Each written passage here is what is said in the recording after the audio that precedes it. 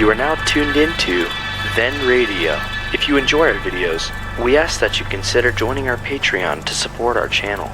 Don't forget to like and subscribe so that you never miss a new video. We hope you enjoyed today's episode, and as always, thank you for watching.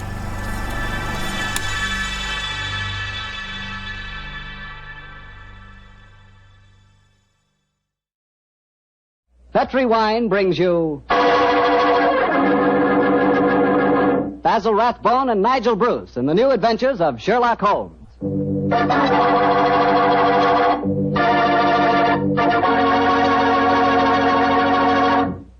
The Petri family, the family that took time to bring you good wine, invite you to listen to Dr. Watson tell us another of his fascinating stories about his old friend, that master detective, Sherlock Holmes. You know, we're really happy to be back with you once again, and we're looking forward to getting together at this time every week from here on out. And I hope you won't mind if every once in a while I sort of get a word in edgewise about Petri wines. You know, and I really mean this, Petri wines are wonderful wines. For instance, right now, I wish I could give you a glass of Petri California port. You could hold that Petri port up to the light and look at its clear, deep red color. You could smell that luscious grape aroma. And best of all, you could taste that Petri port. What a flavor. That Petri port just sort of rolls around on your tongue, and oh boy, is that ever good. Try Petri port after dinner some evening, or try it when some friends drop in. You can serve it proudly because, after all, the name Petri is the proudest name in the history of American wines.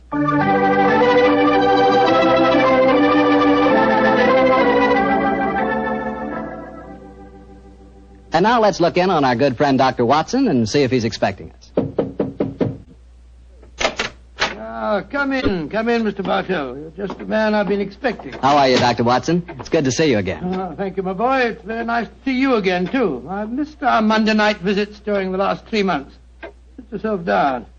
Would you care to join me in a glass of port? Well, thanks, Doctor. That'd be nice. You know, it seems to me after our summer vacation, a toast to the great Sherlock Holmes would be in order. That's an excellent idea. Here you are, young fellow. Thanks. You propose the toast, Doctor. To Sherlock Holmes, master detective and loyal friend, whose adventures have brought considerable, shall we say, fame to a certain retired doctor now living in Northern California. I'll drink to that. Well, now, suppose I might as well get on with tonight's story. Which particular adventure have you selected, Doctor? One that I call the Limping Ghost. Sounds exciting. And, as usual, you find me saying, how did it begin? In Baker Street on a windy December evening at the turn of the century. A young, white-faced boy sat in front of our blazing fire. And as he told us his strange story, the flickering firelight danced weird patterns on the walls. The young man was Alexander McMorris, the 7th Earl of Lochnair. The Earl of Lochnair? Say, didn't I read in the papers the other day that the 8th Earl of Lochnair had been killed in an airplane accident? Quite right, my boy. Even in this day and age, the tragic history of violent death seems to dog the footsteps of the Lochnair family. But to return to my story. On that December night in 1900, we heard the whole history of the Limping Ghost of Lochnair. The first Earl had lost a foot at the Battle of Flodden Field in 1513. In spite of this terrible handicap, he fought on valiantly until he died on the battlefield from loss of blood. From then on, right until the time this story begins, the Limping Ghost, clad in a suit of armor, always appeared at Lochnair Castle before and after the death of the current Earl. Yes, Mr. Bartell, it was a strange story that Sherlock Holmes and I listened to that night. A story of death and horror over the centuries, punctuated by the limping clank of ghostly armor.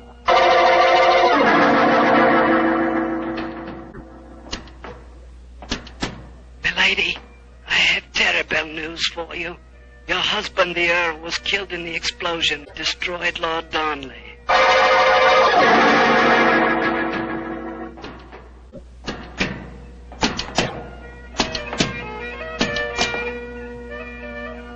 Milady, the Guy Fawkes plan to blow up the Houses of Parliament has failed. Your husband is in the Tower of London. They say he's to be hanged, drawn and quartered.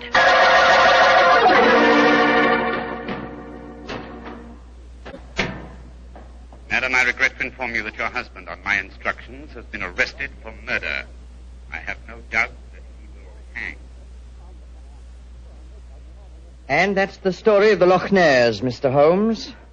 You were instrumental in sending my great-uncle to the gallows, a fate which he richly deserved, I'm told. So it seemed only natural to come here to Baker Street and consult you now that I'm in trouble. I shall be most happy to do anything I can to help you, sir. I don't remember anything about your sending the Earl of Lochnair to the scaffold, Holmes. Well, he did, Dr. Watson. Oh, And the servants have always sworn the ghost really did walk at midnight on the day that he was hanged. Indeed. Now, sir, I suggest that you tell us what problem brought you here. The ghost is walking again, Mr. Holmes. You know what that means. According to the legend, that the present Earl will die. Exactly. And as I'm the present Earl, you can see why I'm rather worried. Am I to understand that you've actually seen this ghost yourself? Yes, Mr. Holmes. The night before last, Betty, well, that is, Miss Nolan and I were sitting in the dining hall in front of the fire when we heard a strange sound up in the musicians' gallery. We looked up and in the moonlight saw a ghostly figure in armor limping towards the staircase. Oh, gracious me. My dear sir, you're certain that you really saw it? Moonlight can play strange tricks, you know. There wasn't any doubt about it, Doctor. We both saw and heard it. What did you do? I started to go towards the stairs, but as I did so, Betty screamed and then tumbled to the floor in a heap. Fainted, I suppose. Yes. While I was reviving her, the ghost disappeared. Who's staying with you at Lochnair Castle at the moment? Well, there's Betty Nolan. She's the sister of James Nolan. He looks after my estate. Betty and I are engaged to be married. Oh, Thank you. Yes, indeed. Anyone else staying with you? Yes, a distant cousin of mine, Jeremy K. McMorris, an American. He turned up in England a couple of months ago with his son Walter. They're both with me at the present. A distant cousin. That's right, Mr. Holmes. Actually, they're descendants of a more than usually black sheep branch of the family. I don't know how long the old man's going to be with us, though. If you ask me, he's a dying man. How do you say that, sir? As far as I can gather, he's been wasting away for years. It's only a question of time before his strength fails him entirely. I was hoping perhaps you could take a look at him, Dr. Watson. That is, if I could persuade you and Mr. Holmes to come and stay at the castle for a few days. Well, what about it, Holmes? It's an intriguing problem, Watson. The current Earl of Lochnair would seem to be in danger. A cousin of his is dying of an obscure disease, and the ghost of Lochnair Castle is walking again. Yes, it's an irresistible invitation. I see no reason why we can't leave on the Scotch Express tonight.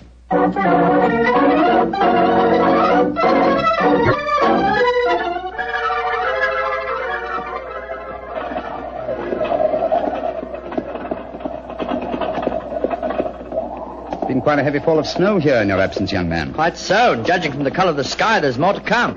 Very angry looking. Oh, now, as we round this bend, you'll be able to see the castle. Ah, yes. There you are, gentlemen. Magnificent. Yes, it's a fine place, all right, Doctor, though it cost me a great deal in upkeep. As a matter of fact, I only have one wing open. It's always been something of a problem to get servants to come and live here. See, the local villagers have a great respect for the Lochnair ghost, you know. What servants do you have at the castle at present? Well, cook housekeeper, Mrs. McClintock, fine old lady who's been with me for 6 years now. And then there's old Tammas. He served my family for as long as I can remember. As a matter of fact, there he is now. Hello, Tammas. I'm glad to see you back, my lord, and that's a fact. Oh, thank you, Tammas. Oh, these gentlemen are Mr. Sherlock Holmes, Dr. Watson. Good day to you, gentlemen. How'd you do? Good day, Thomas. Good day. Before I trap round to the stables, I may as well break the news to you. Yes, what's happened, Tammas? It's your cousin, my lord. Poor old Mr. McMorris. He's dead. What? Died early this morning. God rest his soul. Dead. I'm very sorry that I arrived too late to be of any help. Well, thank you for telling me, Tammas. Oh, you may take the trap round now. Aye, sir. I'll bring the baggage only. So he's dead. Well, I can't say it's unexpected, but it is a shock nevertheless. I'm sure that it must be, particularly as you yourself told us you saw the ghost of Lochnair the night before last. In which case... Watson, I think we may reasonably expect another visitation. Perhaps before the night is over. Shall we go in?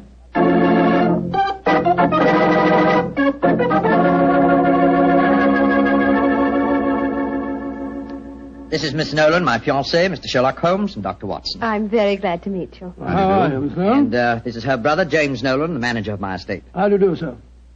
How are you, Mr. Nolan? Much better for seeing you both up here. I'm sure it won't take you long to lay this ghost business by the heels. Well, I trust you don't overestimate our abilities, Mr. Nolan. Alec, you've heard about your cousin, of course. Oh, yes, my dear. Tammas told us as we drove up. Where's Walter? He went into the village with the doctor and the body of his father. Oh. He should be back soon. How's he taking it? Very quietly. Too quietly, if you ask me. Those Americans are pretty demonstrative people, you know, and Walter's been no exception. But he behaved very strangely this morning. When the doctor told him his father was dead, he just said, now things will start to happen, and then shut up like an oyster. I can't make head or tail of the fellow. Yes, quite so, Mr. Holmes, I expect you and Dr. Watson would like to go to your room. Yes, I must confess. I think first I'd like to take a look at the musicians' gallery, if you don't mind. Oh, yes, of course. Would you excuse us, darling? All right, Alec. It's in the dining hall here. They must have been very hospitable people in those days. 50 or 60 people could eat at that table. Yes, Doctor. Needless to remark, we hardly ever use the room nowadays. There's the musicians' gallery, Mr. Holmes. Oh, yes, I see. How do we get up there? I'll show you. See, there's a stone staircase behind this tapestry here. Follow me. Watch your step. It's quite narrow, rather dark. Watch your head, Watson, old chap. Oh, don't worry about me, Holmes. I'm perfect. Oh, I say. Must have built these stairs for pygmies. Oh, yes. Here we are, gentlemen. This is the musicians' gallery. By Jove. They must have made a pretty picture in the days gone by. A little string orchestra fiddling away up here, and down below the Scottish nobility bobbing and floating round in the intricacies of a Highland schottische, or a stately gavotte or something. Where does that door lead to? To the bedroom wing. And that's where the ghost appeared from the other night, I suppose. Yes, Mr. Holmes. Uh-huh. The door's ajar. You generally keep this door unlocked, sir? Why, no. But the key mysteriously disappeared about a week ago. James is having a new one made. So I must remind him about that. Alec, where are you? Oh, we're up here, Walter. We're coming down. That's Walter McMorris. My dead cousin's son. Poor fellow, this must be a dreadful day for him. Yes, I'm afraid this is going to be a rather painful interview. Oh, hello, Walter. This is Mr. Sherlock Holmes and Dr. Watson. How do you do, sir? How do you do? Sherlock Holmes, sir. I've heard about you and your friend, Dr. Watson. Walter, old man, I'm dreadfully sorry about your father. Are you now? Isn't that nice of you? Well, you'll be sorry enough when you hear that I'm going to take you to court and prove that I'm the real Earl of Lochmere. Why, Walter, you're out of your mind. Am I? No. Father was out of his because he kept quiet all these years. But I'm going to have my rights. I've looked up the records. I've had genealogists working for months. And I've got all the facts that prove you're an imposter. Oh, man, what are you talking about? You know well enough. When Sherlock Holmes here sent your great-uncle to the gallows 20 years ago, the title and estate should have come to my father. When I leave here tomorrow, I'm going straight to the finest lawyer in London. Man, if you believe this, why have you said nothing about it till now? Because I'm smart. I found out a thing or two since I've been staying here. And one of the things I found out is that your precious fiancée and her brother wouldn't look twice at you if it weren't for your money and the title. Shut up. You'll find out. She's a smart little filly, and she knows what kind of a track she's running on. You dirt! My compliments, sir. A very professional uppercut. Yes, and a very well-deserved one. Offensive scoundrel. Sorry about this. Please don't say anything in front of Betty. It'd only upset her. I quite understand. Come along, Watson.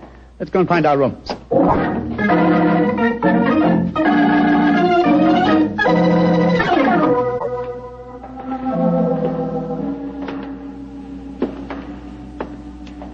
Holmes, it's nearly dinner time. Why are we wandering about here in the dark instead of having a glass of sherry with the others in the library? I'm a conscientious practitioner, Watson. I like to earn my fees. It occurred to me that a further examination of this dining hall might prove profitable. Well, personally, Holmes, I think you're wasting your time on this case. What makes you think that, old chap? It's perfectly obvious that young American fellow was impersonating the ghost a few nights ago.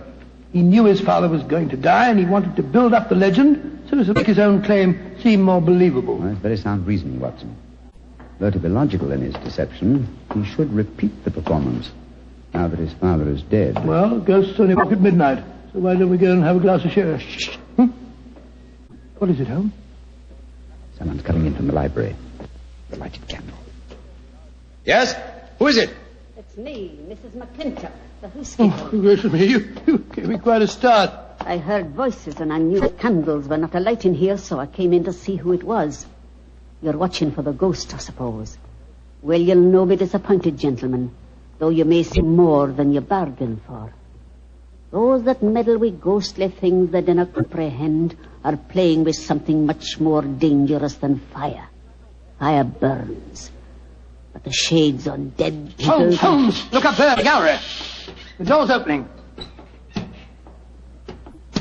It's the ghost. Aye, here it comes, the poor body. See the armor on him, and the way he's dragging one leg behind him. Yes, it's really quite an effective impersonation. And the twilight provides most appropriate lighting for his play acting, too. You mean it's the young American? Of course, obviously. Look behind him. There's another figure. Yes. Dressed in the same kind of armor and carrying a sword. Game's afoot, Watson. The ghost has seen him. He's turning. The second figure's raising his sword. Look out! Great heavens. He's knocked him through the railings. That must be a 20-foot fall. Come on, old fellow. Help me open his visor. Just a minute. Yes. It's Walter McMorris, the American. Though from the angle of his head, I would suggest that it might be the late Walter McMorris, eh, Watson? He's dead, all right, Holmes. Neck broken. Meanwhile, the second figure has been able to slip back through that door and escape us. Come on, he was dressed in armor. He can't go very fast. Perhaps we can overtake him.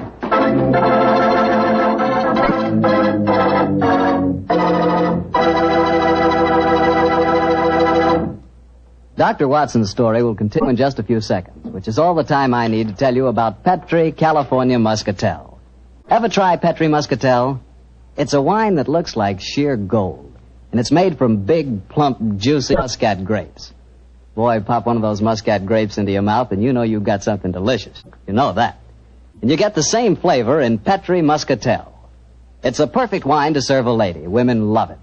And that best time to serve it is after dinner or on a Sunday afternoon, you know, times like that. But just make sure it's Petri Muscatel, because that's the way to make sure it's going to be good.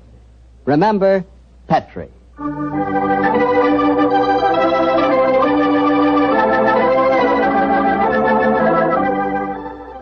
And now back to tonight's new Sherlock Holmes adventure and the story of the Limping Ghost of Loch Ness. Confound it, Holmes. There's no trace of the ghost in Musician's Gallery. We gave him too much of a start, I'm afraid. Of course you didn't find him. You'll never find him because he's not mortal. Mrs. McClintock, is the original suit of armor the one worn by the first Earl of Loch Ness still in the castle? Aye, sir. It's in the library through that door there. I'll take you to it. Don't bother, thank you. We'll find it. Come on, Watson. Bring that candle with you. Right, you Holmes. If you know what's good for you, you'll stop dabbling in it as your dinner really can. Holmes, what do you make of the second ghost? An imposter, obviously. But who could it have been? That's what we have to find out, old chap. Undoubtedly someone knew that the American Walter McMorris was impersonating the ghost and used this macabre method to kill him. But why kill him? Possibly his claims to the title and estate were valid. Or perhaps some fanatic was so devoted to the Loch Ness legend that he assumed the role of ghost and killed him for his sacrilege. Hold the candle a little higher, will you, old chap? Yeah. Hello. Here's a suit of armor, Holmes. Lying in a heap on the floor. Oh, on the floor, eh? Whereas it obviously belongs on that stand over there. It's perfectly clear what's happened. The second figure used this armor and slipped it back in here while we were examining the dead man. Possibly, Watson, possibly. At least this armor gives us a definite clue, but it limits the field of possible suspects. How do you mean, Holmes? Well, it's an interesting fact that the human race has grown definitely larger in the past 400 years. Very few modern men can wear authentic ancient armor like this. For example, take the first item on the top of the heap lying on the floor here. These gauntlets of chain mail. Try them on. Well, much too small for me. Neither you nor I could have worn this suit. No, nor could young Nolan, the estate agent. Whereas his sister could have done. Yes, so could Thomas the butler. He's a small fellow. And if it comes to that, Watson, our distinguished client, the young Earl of Loch Ness, is himself a small man. Right, Joe, so he is. And he might easily have had a motive. Young McMorris had disputed his right to the title earlier in the day. But we mustn't jump to conclusions. Nevertheless, you see what valuable evidence this armor has become. Hello. It sounds as if the rest of the party are on the scene. Yes, I suggest that we join them without making any reference to this suit of armor. Remember, old chap, one of them in there is a murderer. And we may have to set a trap to catch him.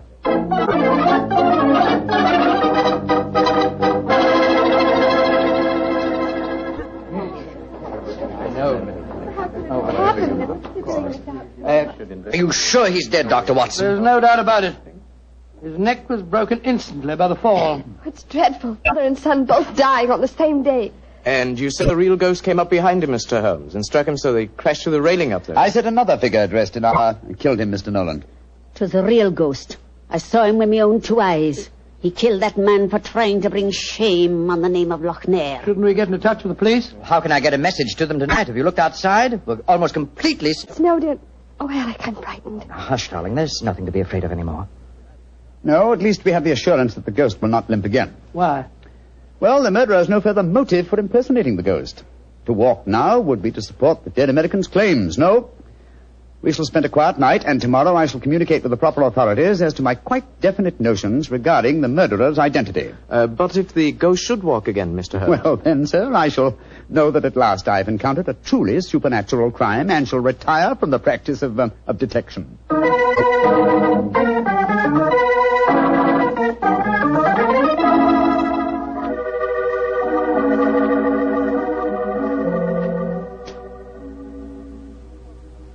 It's nearly 2 o'clock.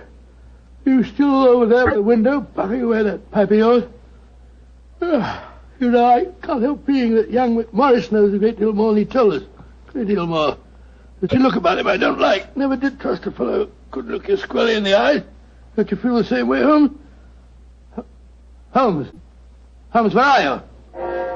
Holmes! Shh, quiet, Watson. Where have you been? I thought you were over there by the window. Been talking to myself. Never mind that, old chap. Get yourself on in a dressing gown. We're on the last lap of this strange, eventful tragedy. Oh, thank the Lord for that. Perhaps I can get some sleep. Holmes, where have you been? I went to the musician's bay and baited the trap. Now it's ready to spring. Don't dawdle, Watson. Come on. I'm not dawdling. What do you mean you baited a trap? You'll see for yourself in a few moments. As a matter of fact, I really baited it when I said downstairs that if the real ghost should walk again, I would retire from the practice of detection. I didn't understand your saying that myself. Well, I was tempting the murderer to show his hand once more. Come on, please. Where are we going? To wait behind the curtain at the foot of the stairs leading to the musician's gallery. And I hope we don't have to wait very long.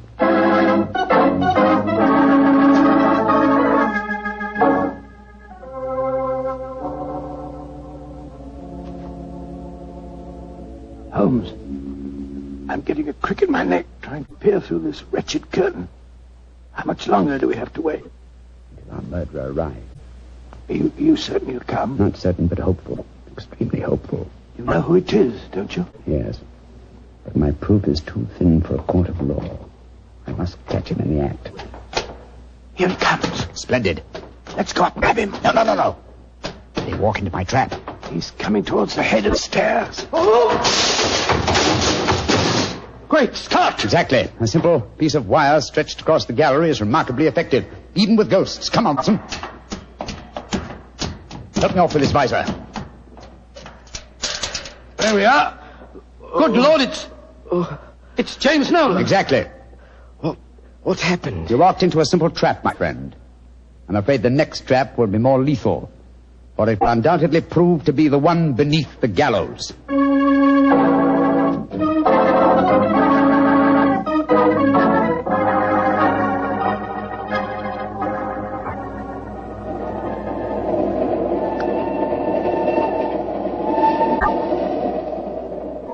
Well, now that we're headed back for London, Holmes, perhaps you'll settle 1 or 2 points in the case that are bothering me quite a bit. Oh, with pleasure, my dear chap. What are they? I still don't see what Nolan's motive was in murdering the American. Oh, that should be obvious.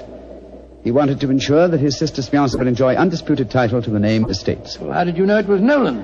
When I examined the authentic suit of armor, you see, it was obvious it had never been worn. But I still don't quite understand. Oh, come now, old chap. The suit of armor was in a heap on the floor. Yeah? And if it had been hastily discarded, and yet, the gauntlets were on top of the pile, you remember? Well, that's right, they were. If the suit had really been worn, the gauntlets would have been the first things to have been taken off, and so would have been underneath the pile. Obviously, therefore, the armor had been disarranged in order to make people believe the real ghost had walked. Yeah. After the American's death, the suspects were 4. Miss Nolan, her brother, Thomas, the butler, and the Earl himself. Well, I ruled out Mrs. McClintock because, you remember, she was standing behind us at the time of the murder. Well, I'm beginning to understand. All the suspects except Nolan were small enough to have worn the armor. That's right. Therefore, only he could have pretended to use it. Pretended? But he did use it. Oh, no, my dear fellow. Undoubtedly, he procured a similar one of modern manufacture. An amazing case, Holmes. An interesting one, at any rate. And once again, old fellow, I'm forcibly reminded of an old Scottish litany. Scottish litany? Which one's that? Oh, you remember it. Round ghoulies and ghosties and long-legged beasties and things that go bump in the night. Good Lord deliver us.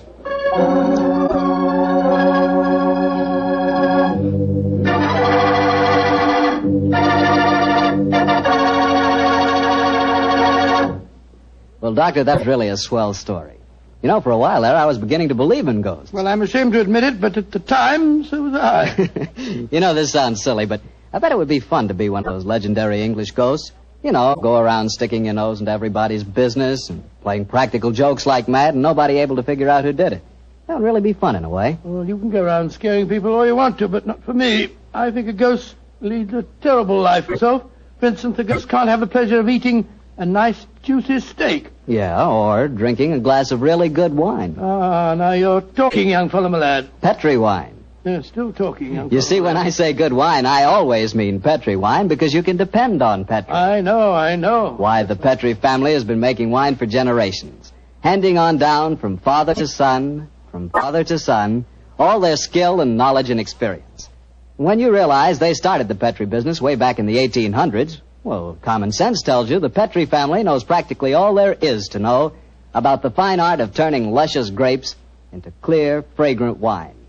Yep, whether you're looking for a swell wine to serve before dinner or with dinner or after dinner, for any occasion, you just can't go wrong with a Petri wine because Petri took time to bring you good wine.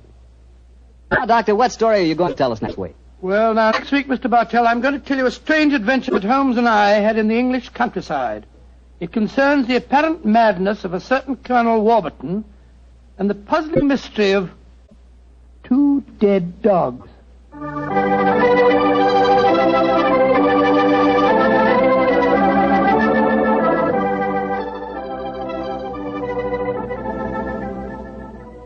Tonight's Sherlock Holmes adventure is written by Dennis Green and Anthony Boucher and is based on an incident in the Sir Arthur Conan Doyle story, The Crooked Man. Mr. Rathbone appears through the courtesy of Metro-Goldwyn-Mayer, and Mr. Bruce through the courtesy of Universal Pictures, where they are now starring in the Sherlock Holmes series.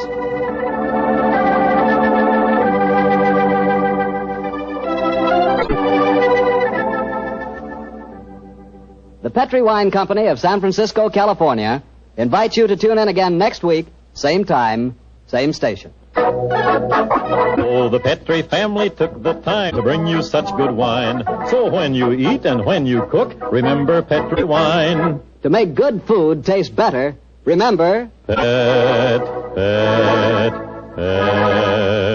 wine.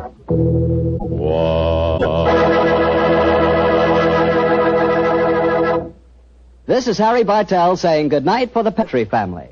Sherlock Holmes comes to you from our Hollywood studios. This is the Mutual Broadcasting System.